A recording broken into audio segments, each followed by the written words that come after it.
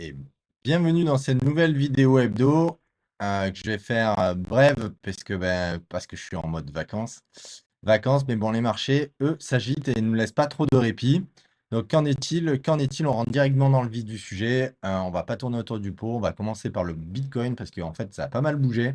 Et on peut se poser la question de savoir si on n'a pas eu en fait un piège haussier, puisqu'on réintègre cette ligne de tendance en fait qui avait été testée une fois, deux fois, trois fois que j'avais donné dans mon canal Telegram, qui a été clôturé au-dessus, et là on voit bien qu'on est en cours de réintégrer en fait cette ligne de tendance qui pourrait en fait signifier justement que c'était un piège haussier.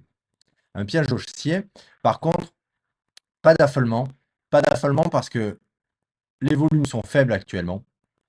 Et il faut savoir que les États-Unis sont en vacances et que potentiellement, on va venir retester en fait donc ce support maintenant des 1600 pour en fait faire retarder, retarder en fait les cassures des 110. Mais pour l'instant, tant que les 110 ne sont pas cassés, j'ai été tenté en fait de tirer ma cartouche en avance de phase. J'avais dit dans un premier temps que je le ferais autour des 111. Et autour des 111, en fait, c'était délicat parce que j'avais peur en fait justement de rater en fait pour la dernière cartouche l'élan. L'élan qui pourrait venir à la cassure des 110. Et en fait, force est de constater que j'aurais dû m'en tenir à ce plan-là parce qu'en fait, la droite de tendance n'est rien d'autre qu'un piège.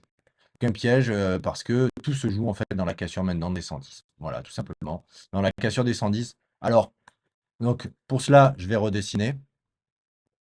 Je vais redessiner.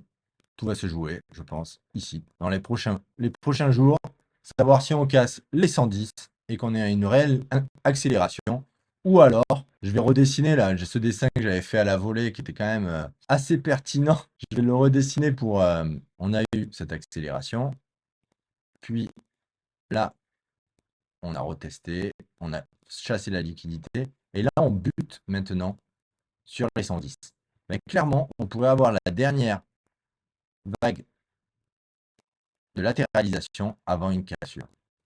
Mais là, force est de constater que j'ai tiré ma cartouche un peu trop tôt. C'était tentant avec cette droite de latéralisation. Maintenant, le Bitcoin ne se laisse pas avoir facilement.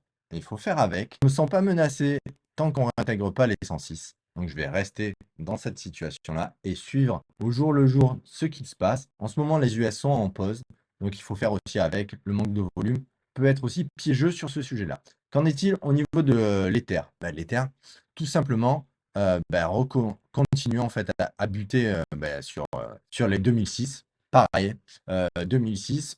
Moi, j'avais dit que je ne mettais plus de cartouches sur l'Ether, donc je préfère privilégier comment dire, le BTC, parce qu'en fait, pour l'instant, les alts ne sont pas, comme on avait pu le voir en fait sur le Total 3, les alts continuent de dégringoler face au BTC, donc il est pour moi plus intéressant de surponder le BTC, chose que je fais actuellement sur mon portefeuille, où j'ai deux cartouches sur le BTC et une cartouche qui avait été passée sur la correction des 2100, chose qui est beaucoup plus agréable, donc qui me permet d'encaisser un peu plus de la volatilité. Et sur le BTC, parce que j'ai tiré un peu trop tôt hier cette cartouche-là. Maintenant, je ne vais pas faire des allers-retours, je vais attendre de voir si la correction est plus profonde et comment se comporte le marché dans son ensemble. Bon, il faut savoir que là, quand même, au niveau macro, je trouve que quand même, on se trouve sur une macro qui est plutôt aux avantages en fait des cryptos, dans le sens où on arrive dans une période estivale où il risque, avec un peu de chance, d'avoir moins de facteurs macro qui vont impacter les marchés globaux, notamment le SP500. Là, les États-Unis sont en vacances, comme je l'ai dit. Donc, je pense que la Terre va un peu s'arrêter de tourner au niveau des marchés.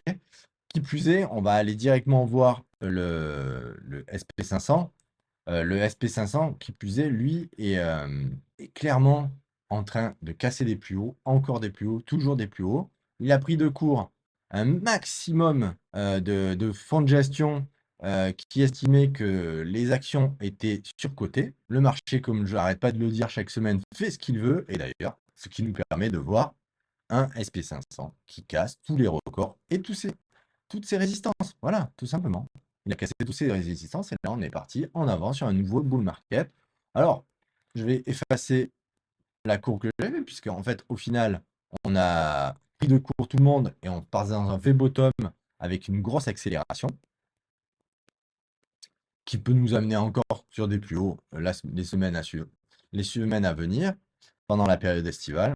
Là, pour l'instant, on va se mettre en semaine et en semaine, voilà, c'est, ça parle tout seul, hein, je veux dire. Lui, ben voilà, une bougie chaque semaine.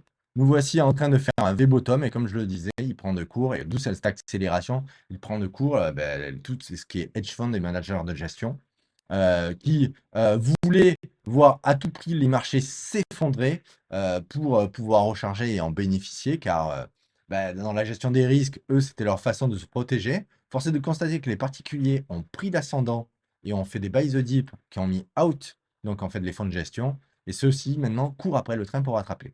Donc ça va faire une phase de qui va catapulter le marché, et on assiste d'ailleurs à ça, c'est quelque chose que j'avais dit depuis 2 3 semaines, il me semble. Donc on catapulte le marché, à voir si on va buter sur les 6003 pour après revenir tester l'ancienne résistance qui est devenue maintenant support, les 6100.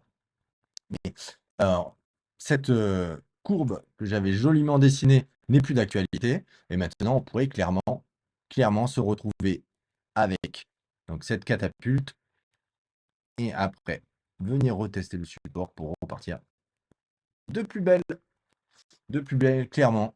Clairement, voici le scénario que je privilégie, c'est-à-dire, ça y est, le SP500 est reparti dans un bull market. Pour autant, le BTC, lui, n'arrive pas à casser en fait sa résistance des 110. Et ça m'inquiète parce que si on a une inertie, une énergie côté marché tradi et que le BTC ne suit pas, ça peut être un mauvais signe de retournement de tendance. Et ça, il faudra le suivre. Comme d'habitude, ça se passe toujours pendant mes vacances. C'est la loi des séries, c'est tout le temps comme ça. Je devrais en fait faire les cycles en fonction des vacances, puisque dès que je pars en vacances, ça s'accélère.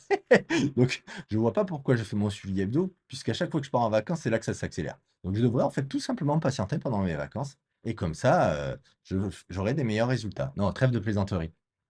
Donc, on voit qu'au niveau des marchés, tradi, bon, on se situe dans une phase d'accélération. À voir si le Bitcoin, lui, va nous donner un signal de retournement, va prendre un peu plus de temps pour continuer son ascension. En tout cas, là, à l'heure où je parle, on est en train de corriger. Clairement, le Bitcoin a refusé les 110 et on peut le voir qu'à chaque fois qu'il y en a eu ce refus, une correction plus importante a suivi. Donc, moi, je suis ça de près pour voir si je retire ma dernière cartouche, quitte à accepter une petite perte de 2-3%, pour pouvoir recharger s'il revient nous donner cette chance de recharger autour des 100, voire des 99. En dessous de la moyenne mobile des 100 en journalier, j'estime que là, la tendance pourrait se retourner et je couperai toutes mes positions. Voilà. Vous avez un peu mes scénarios à venir. J'ai fait ça un petit peu à la rapide. On va voir maintenant. Donc, on va voir ce qu'il en est au niveau du portefeuille taureau. Bon, portefeuille taureau, le bénéfice-perte est en train de s'inverser, tout simplement. Si on regarde un petit peu les statistiques, on voit que par rapport en fait à son ouverture et jusqu'à maintenant, on est en train de minimiser les risques. C'est pour ça que je prendrai très peu de risques, on va dire, sur la dernière cartouche du Bitcoin, où clairement, ça a été tiré trop tôt, je pense. Pourtant, j'ai tiré, il y a eu la clôture au-dessus de la droite de tendance, mais ça n'a pas suffi. J'ai tiré trop tôt, à voir si ça se concrétise et que ça va en dessous des 106. Et là, par contre, comme je l'ai dit, si le Bitcoin passe en dessous des 100 ou de la moyenne mobile des 100 jours, je pense que je couperai toute position et que je préfère minimiser mes risques, quitte à, comment dire? Voilà, quitte à attendre qu'on ait une réelle cassure des 111, voilà, tout simplement, tout sim je communiquerai dans mon canal Telegram mes prises de position à venir si je coupe ou pas une partie pour sécuriser, puisque, avec, l'Ether, j'ai pris quand même 15 comme on peut le voir. Le Bitcoin, on est à moins 3 à peu près. Donc, je prendrai quand même peut-être mes profits pour sanctuariser en fait justement mes résultats et attendre une cassure nette et définitive, quitte à perdre un petit peu des points dans l'élan du marché, à perdre des points de gain potentiels, mais au moins je protège mes bénéfices actuels, tout simplement. Voilà pour cette vidéo hebdo. Ça va être compliqué de faire mieux. J'espère qu'elle vous apportera de la valeur ajoutée. N'hésitez pas à liker, à me soutenir, à partager. Même si c'est en mode dégradé, j'essaie de faire au mieux pour que ça puisse donner mon point de vue et que vous puissiez challenger le vôtre. J'espère que tout va bien de votre